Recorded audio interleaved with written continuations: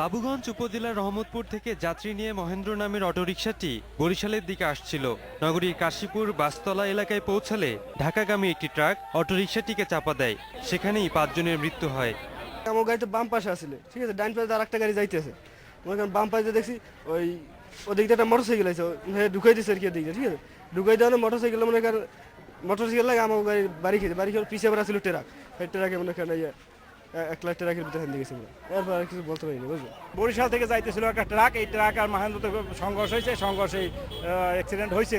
তো আমরা 10 জন পাঠাইছি হাসপাতালে। দুর্ঘটনার পরপরই উদ্ধার তৎপরতা শুরু করে ফায়ার সার্ভিস। নিহতদের 2 জন নারী। দুর্ঘটনার পর বরিশাল ঢাকা মহাসড়কে আধা ঘন্টা যান চলাচল বন্ধ ছিল। আমাদের যে স্প্রেডার এবং হাইড্রোলিক হার্টস কাটার, র্যামজ্যাক এগুলি ইউজ করে আমরা ভিতর থেকে উদ্ধার করে আমাদের হাসপাতালের মাধ্যমে আমরা 4 জন ডেড বডি অলরেডি হাসপাতালে পৌঁছানো হয়েছে।